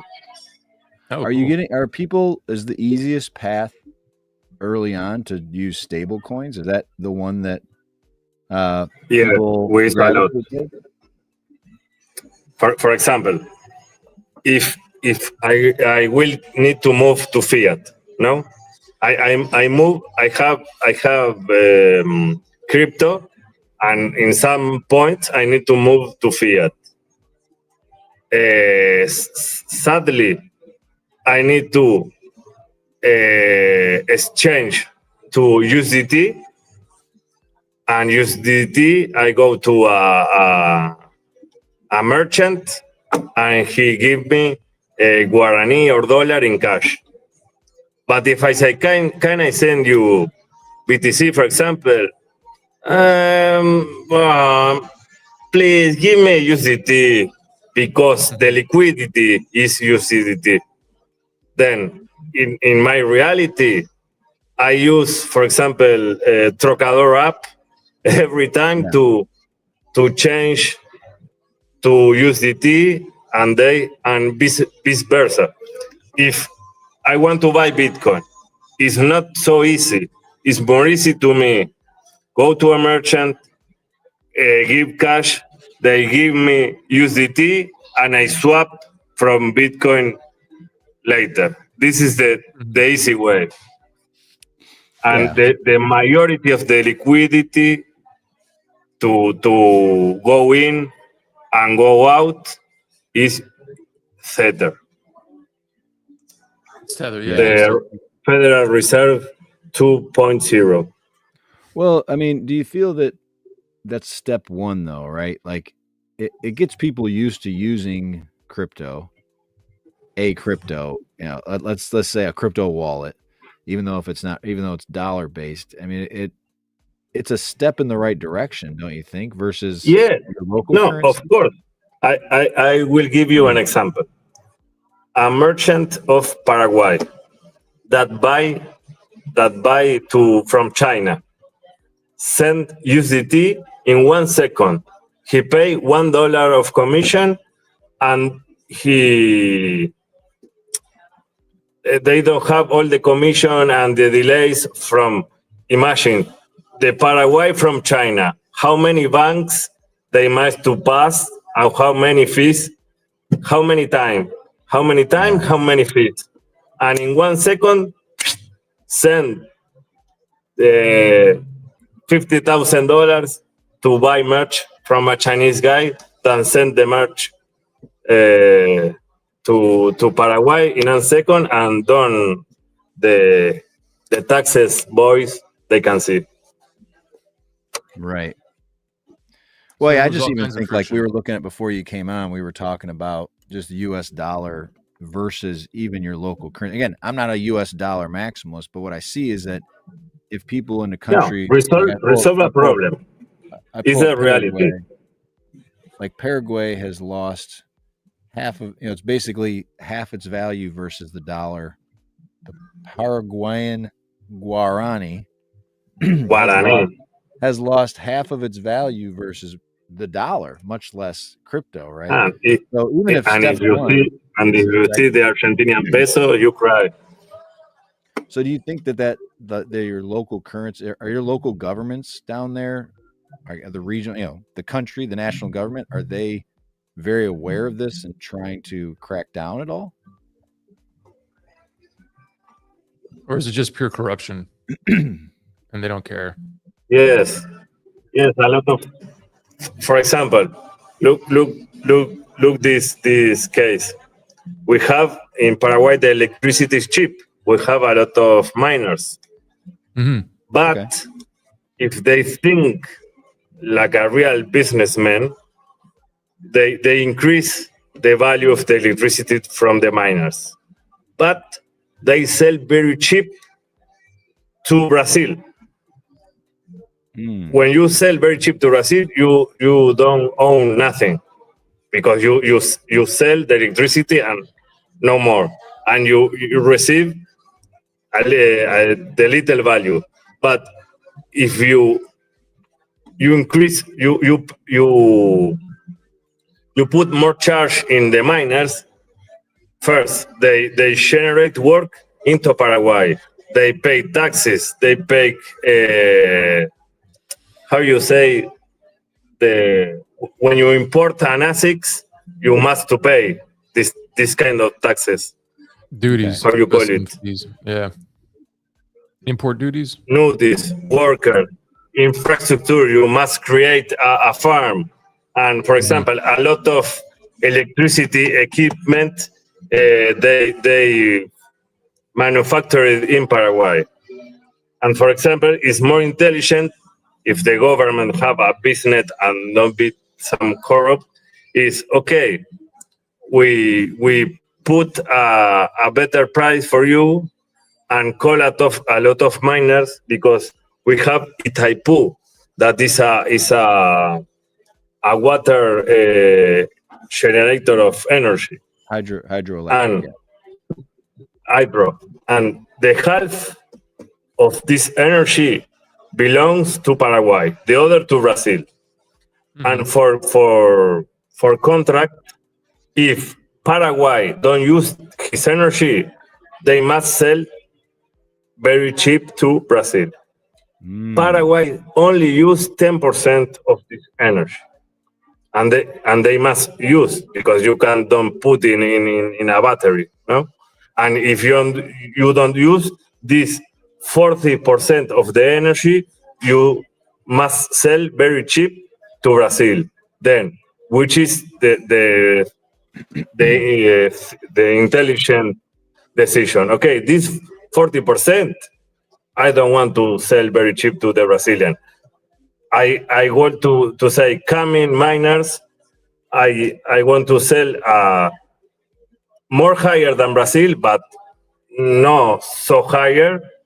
And you put work, farms, getting something, right? And even if they can get it through taxation, where they don't have to, like, they could maybe care less what you mine is, but just the government can do one of two things. They can choose to mine themselves with that extra power, or they can, like Bhutan.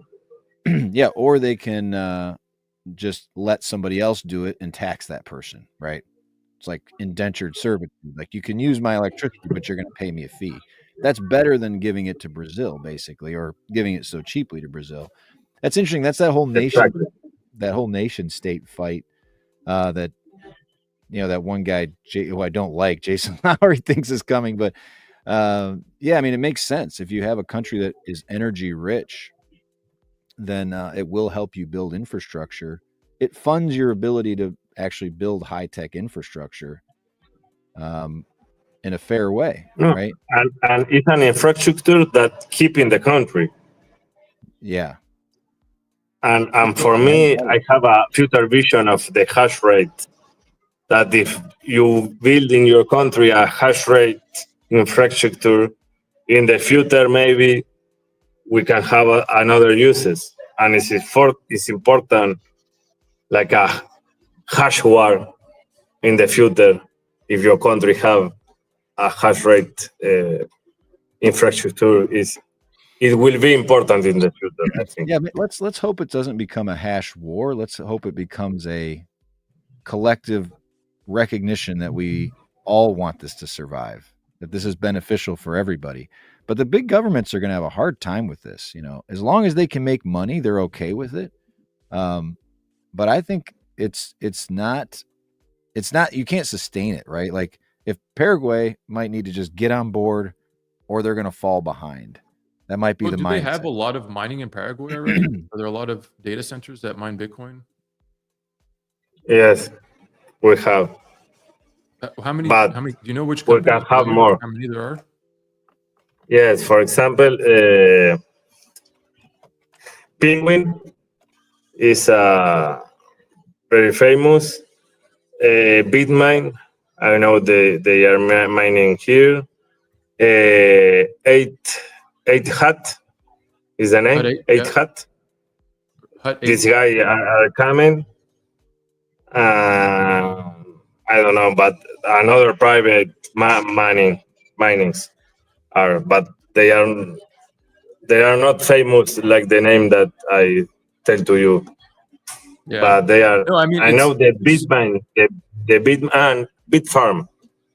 Bitfarm. Yeah. The Canadian. Yeah. This guy are two here. And so they have hydroelectric in Canada and hydroelectric in Paraguay, it seems.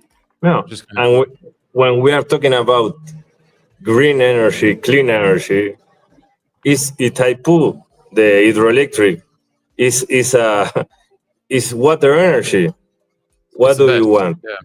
It's the best, and it's energy that if you don't use, you lose.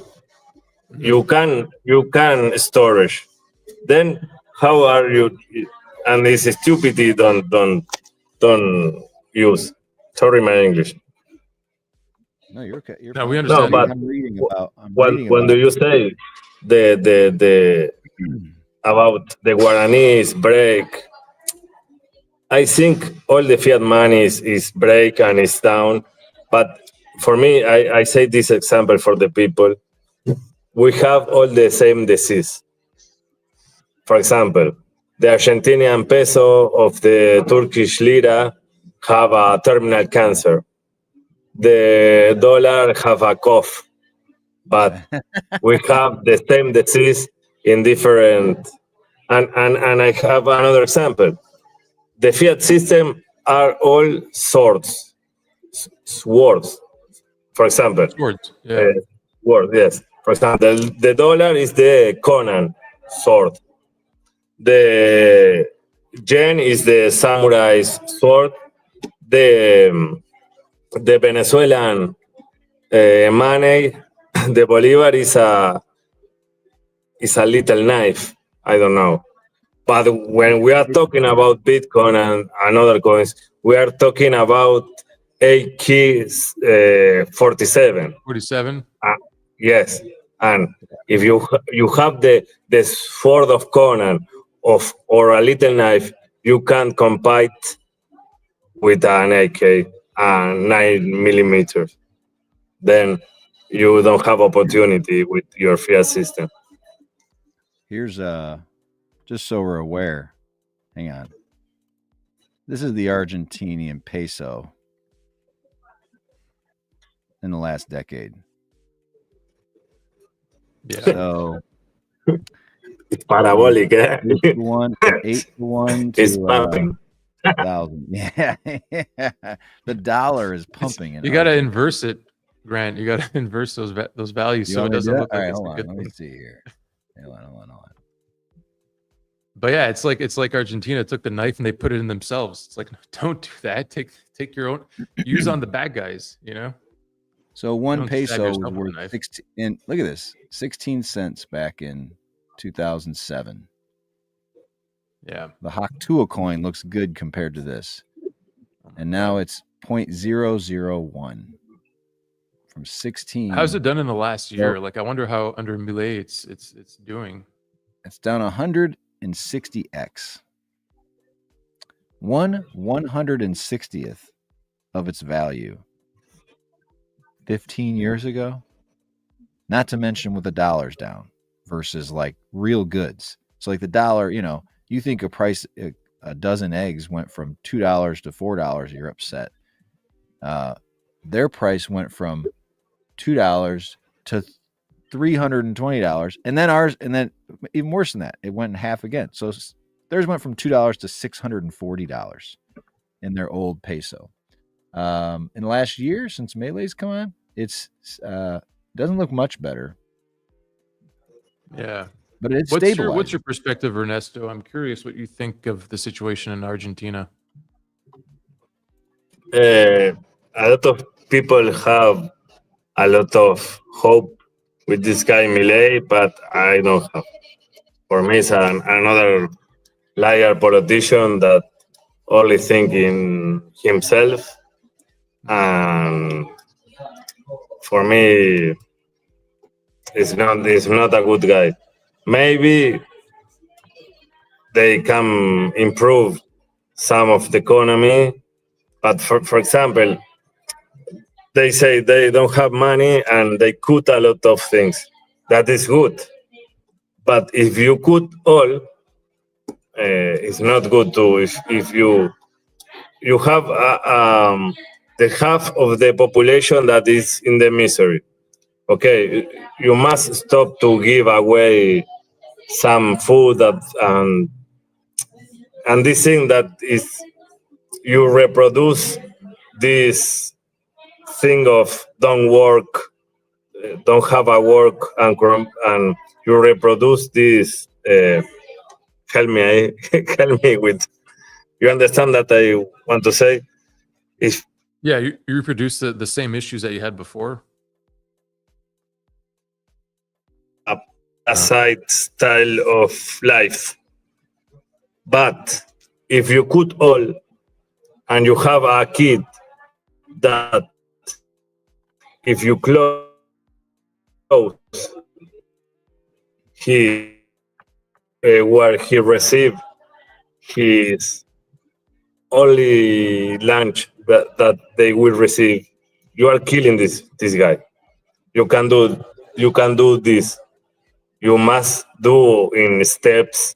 And okay, we have a social problem about 100 years. We can a boy of 11 years in his house, he don't eat. Is the problem of the parent? Yes, of course. But in this moment, he's not eating.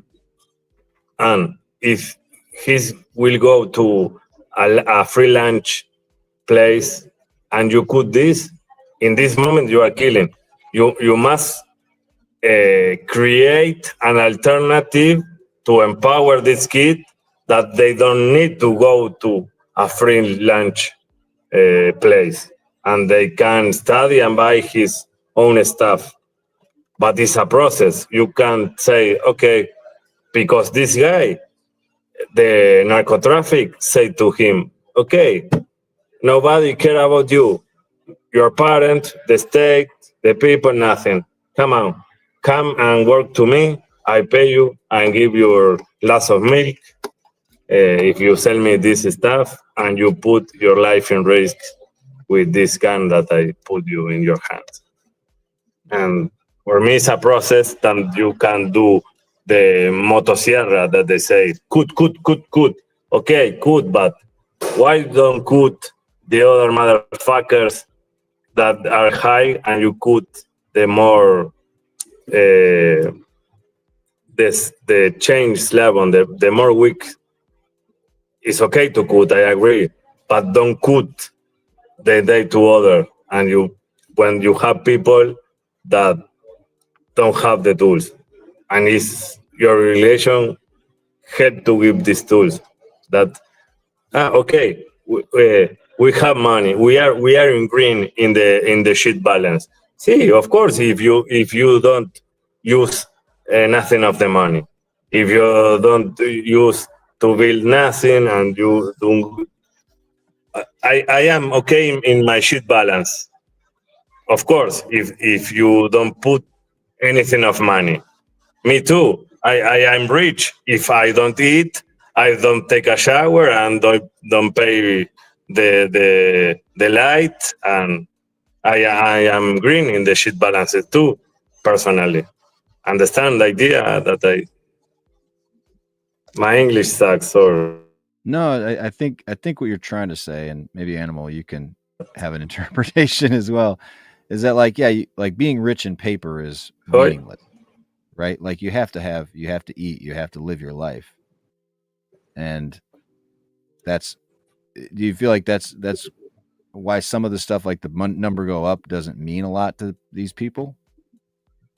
No, that they could all. It's okay to cut some social helps.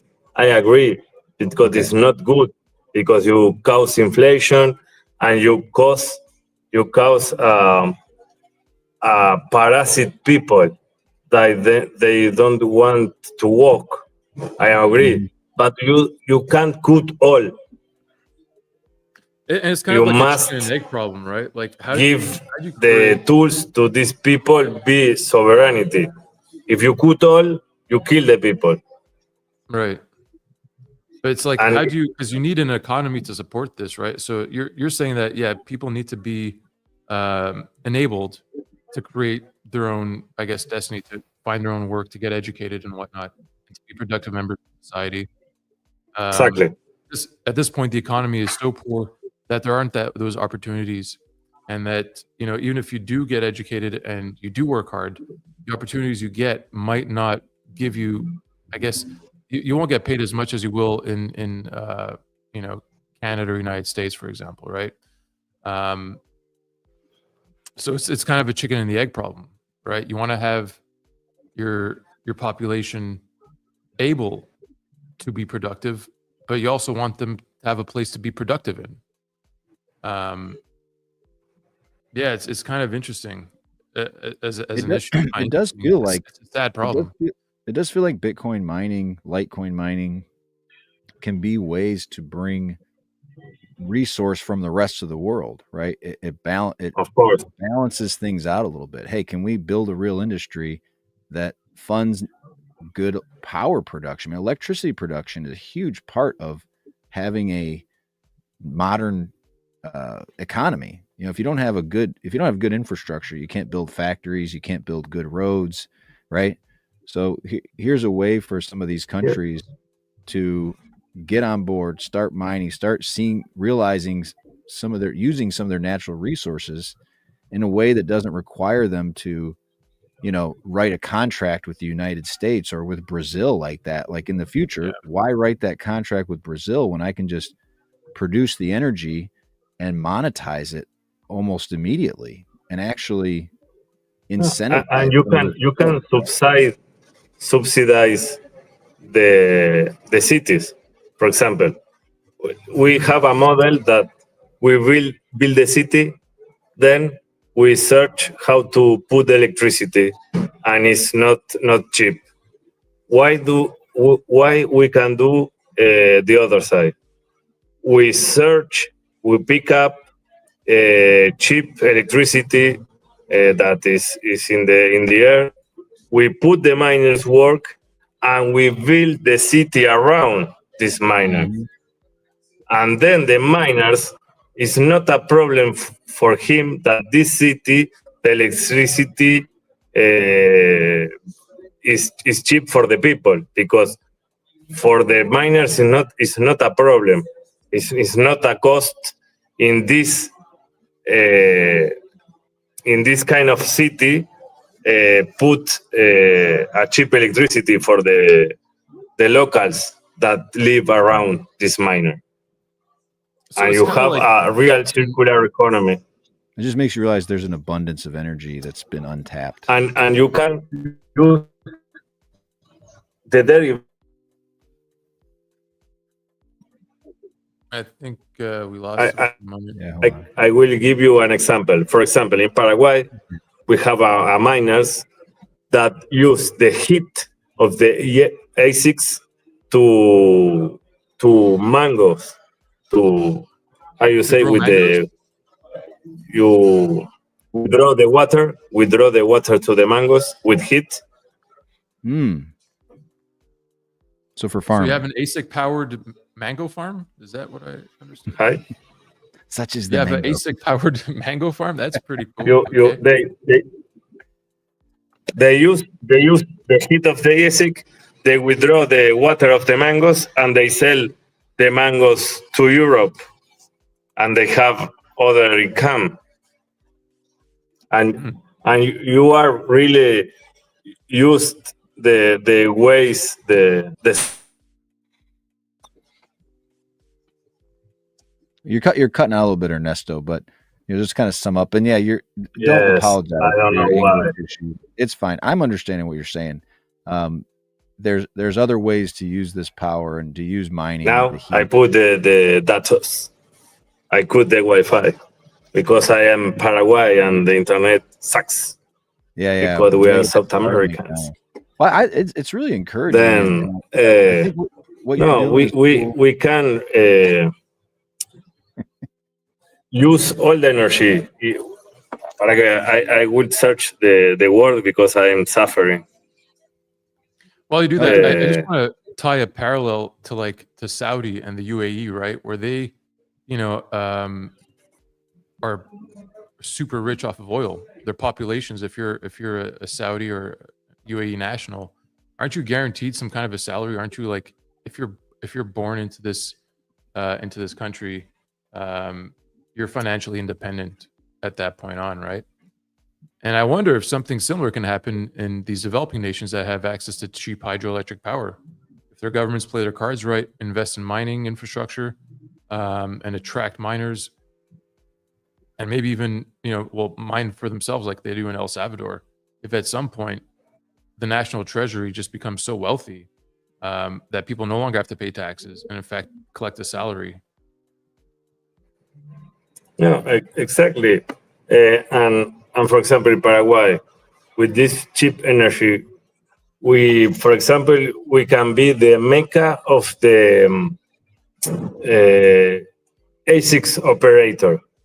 We can teach the Paraguayan teenager how to operate an ASICs, how to repair, how to manage and farm, and we can be for example, in 10 years in the front, you are a miner from Texas, and you say, "Oh, I need personnel. Oh, we have the guys of Paraguay that they are the best because the institutions, the government, or also the miners understand that the potential of Paraguay, and they do diplomas, courses, master of this matter, and we have the best guys in these things in Paraguay. Then the other countries come, okay, if I want to teach, to prepare my personnel of my farm, I will send you to do a master in Paraguay, or I can contract people of Paraguay, for example. Mm-hmm. We can do these things. And I mean, I imagine there's a lot more infrastructure that can be built up, right? Like there's a lot more hydroelectric dams and power plants. It's all to do. Yeah, but at some point, so it's going to take a lot of man hours to do this. But then once the project's over, whatever it takes, 10, 15 years or something, then these people will need to look for work elsewhere or work on the next project. So yeah, I think for like maybe 50 years or something, you'll have a lot of work. But afterwards, I mean, hopefully by then the Bitcoin economy will take over. Your treasury, your national treasury will be able to sustain the economy. Yes, no, and what I say, I think that this infrastructure is not will be only for Bitcoin. Now it's for Bitcoin, but I think that hash rate, proof of work, and all this, now we are used to store value as Bitcoin, and we will be store other things. I don't know what things. Well, that's like what. But in the front, right? I think that the hash rate is like nukes. You understand? It's next to the AK. Yes. Yeah. No, I agree. And you look at Litecoin and Dogecoin, right? Like this S-crypt miners generate 3 times as much income as SHA-256 miners. So it seems like, if the country really wants to get the bang for example, wattage. Yeah. I was talking the last years. I was talking with Via BTC's guy, for example, and you have 18. They have 18 coins with proof of work, and you can say no, but Bitcoin is the best. Well, but why they have 18 coins? And if they offer, it's because they have a market, and we have people that in his math they say, oh, if I mine this or if I mine this other is better for me. And who are who Who am I? who am to I tell somebody what to to do? say Yeah. the other guy? No, you must mine this. You must use this. That I fight a lot of with Maxi when they say no. When they say me, why you teach Monero and why not? It's a decentralized coin. It's a proof of work coin. It's a private coin. I want to teach tools to people, not a dogma. Tools. Yeah, this The, was the tweet people, from Bitcoin Beach of all people. That was the one that got it. yeah. They said, why are And they we fuck it. promoting Monero? The more easy. Yes, and we fuck it with all.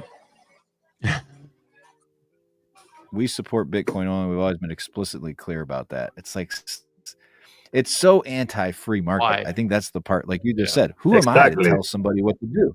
You got a piece of equipment, you got electricity coming out of your hydroelectric plant. You should maximize the profitability of it. Who cares what? That's business. And of course, if you are a guy with 10 Bitcoin, everybody max it. But if you are in the street and you are trying to get some money, you will maximize with other things. And it's against free market. Use that you understand really that is good to you. For me, the difference is that the people choose because they understand, not choose for Elon Musk say, another guy say. For me, this is this is important education. Okay, I explain you Monero, blah blah blah. I explain you Bitcoin, blah blah blah. I explain you Litecoin. Then you choose, and you don't must to marriage with one coin. Why? And a Salvadorian guy, a friend of mine, when read these things, they say, "Fuck, we have a lot of years of dictatorship in El Salvador, and what do you want? Another? Bitcoin put another name, but it's the same." Exactly. And they tell me that the reality in El Salvador is not another problem that I very furious truly that it's not that Bitcoin is empower the people. Yes, a little, but the other thing is a lot of gringos. You are gringos too, right? Or no? Where are you from? Yeah, we're American in Canada. Yeah. Yes. Well, what is a gringo? A lot of gringos. What does gringo mean? Come to El Salvador, the cheap land they buy, and the price increase for the locals. Then they can live in these places, and they have his private paradise with Salvadorians slaves that they pay a little, and I am a millionaire with Bitcoin or another thing, and I have my private paradise, and I'm paying taxes to put companies, and I don't care about if the Salvadorian understand or not. I have my own Bitcoin paradise for me, and I have a cheap beach. If the locals understand or not, I don't care. And this is the reality. When the government tells you have to accept Bitcoin, right? Like, what a silly. Again, it makes no sense. You want the locals to accept whatever the heck they want to accept, because it removes. Because what would happen, like you just said, you get kind of resentful towards the gringo that comes down, and you're like, well, I'm just not going to take your money anymore. I don't care. You know what I mean? So it removes that free market aspect of things. But hey, Ernesto, it's getting No, past. and the majority of the merchants are gringos. The majority is not the locals that understand Bitcoin and accept that a medium of exchange and understand the possibilities. His way of life is better. That for me is the mission of this, but it's not the way. That for this reason I have this project that I teach on the ground, and for me the important is the people, that they understand and they open his mind and have how you say, when you question the things, question authority. Yeah. Well, hey, yes. we're already past our 2 hours normally do, and I thank you for coming in. Sorry for the technical stuff, but No, I'm sorry that yes. No, I can prepare the speech. No, dude, you're fine. You're fine. It was very interesting. Is the best way to reach you on Twitter or X? Twitter, no, sir, that I'm really not used a lot. Instagram too, Twitter. Yes. And it's just Escuelita Bitcoin. So ESCUELITA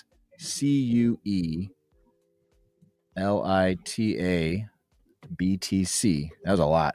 That's Escuelita Bitcoin. That's my gringo Spanish accent on X. And if you can't find it, DM me or message me. I'll try to share this today. We'll comment on it, but it's really cool what you're doing. And you've got my mind thinking about how these countries are going to use electricity. And I'm almost feeling like what Animal you're saying with these countries that pay their citizens, or even like in Alaska, they pay their citizens for the oil. The reason oil has been so successful is because you can monetize this stored energy. Oil is stored energy. And now you have countries that don't have oil that can produce energy in other ways and be rewarded for it. And it's almost like a bit of a redistribution of wealth. If you can find ways that the companies that actually need electricity will pay for electricity to run their operations, and that building that infrastructure. And then because is you know the French Revolution, no? French Revolution. We kill the kings, okay, but in the end we have another oppressor system. This is the same. If we kill the fiat king, but we put a Bitcoin republic and we reproduce the same, what?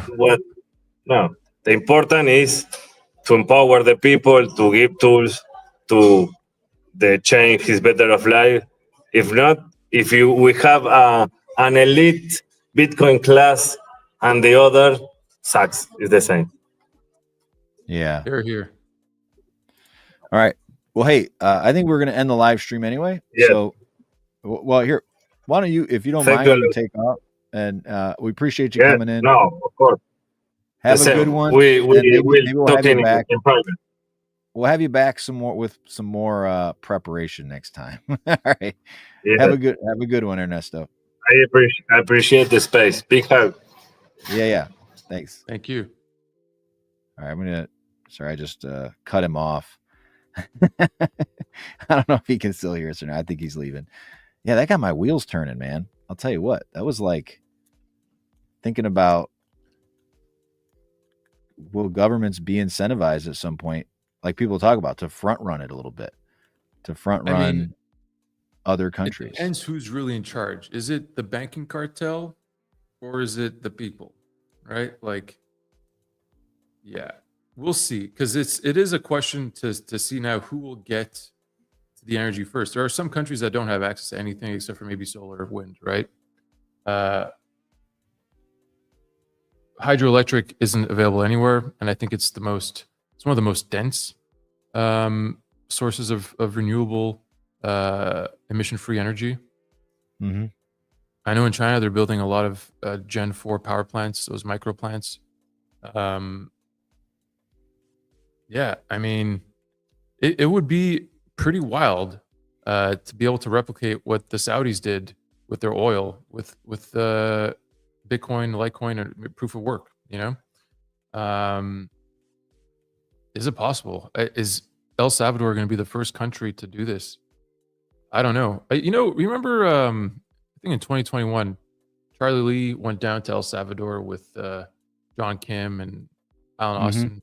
Remember that? They had that picture. Yeah. It was why Litecoin had David Schwartz on his show last night, I believe, and he shed some light as to what happened there. Oh, okay. Did you listen to it? No, I recommend everyone go check it out. It was, I guess, December 6th live stream for Why Litecoin. David Schwartz basically spilled the beans and told us what happened. Long story short, they were invited to speak to the National Energy People Council company in El Salvador. They consulted with them. And I think Samson Mao was there with them too. They consulted with them. They then did some sightseeing and left and came home. And what came of it, they're not sure. If communications ended with them specifically. And also the director of the energy corporation group company, nationalized energy people, they changed heads, right? They changed he probably got arrested. Directors. So we don't know exactly. They could potentially be mining Litecoin, but they haven't discussed this publicly with them or with anyone. And but essentially, it was kind of I think they left and they were disappointed when they didn't hear back, unfortunately. But I mean, look at these guys that you were saying, was it Bit Mining Limited? They're making 3 times as much per watt mining S-Crypt. Why wouldn't? Yeah, you can't ignore it. And that's the thing is, like, I always say this, when these companies go Bitcoin only, it's a death trap. No business, no logical business says I'm going to ignore the market profit at my own peril, right? Some of them will, and I think a lot of them that have stayed Bitcoin only are selling a narrative. There's a lot of dollars behind this concept, and so, like, as far as investment, and I think they're just kind of riding that for now, because again, you can't ignore reality. Somebody's going to outcompete the hell out of you if they are making 3 times as much as you are, right? They can bid up the prices of machines. They'll get to the point where you're just not able to even compete. And so you'll either get in line and say, you know what, we have to recognize the free market and where money is, or you'll fail. I mean, that's just how the world works. You can only trick the system for so long. And it's so I wonder encouraging. if they like the idea of custodial Lightning. You know what I mean? I wonder if they like that idea of having that kind of control over the population, having them all on the Chiva wallet, being able to see their balances, being able to debank them necessary. Yeah, absolutely. I think the reason Tether is allowed to exist is because there's a benefit to the government. They're selling bonds. They're buying bonds. The reason Lightning U.S. is government, okay, the reason Lightning is cool is because they know that they can control it and tax it, and it neuters a lot of the power of it. It's no longer digital cash if you're having to verify every transaction through your government proxy, which is a company. So that's why I think they're cool with a lot of this stuff for now. And I am hopeful that eventually, what Ernesto's talking about, people start abandoning the local currencies. That's step 1. Abandon the dollar, abandon those, move to the dollar. And if the dollar is not taken care of and managed responsibly, eventually they'll leave the dollar, right?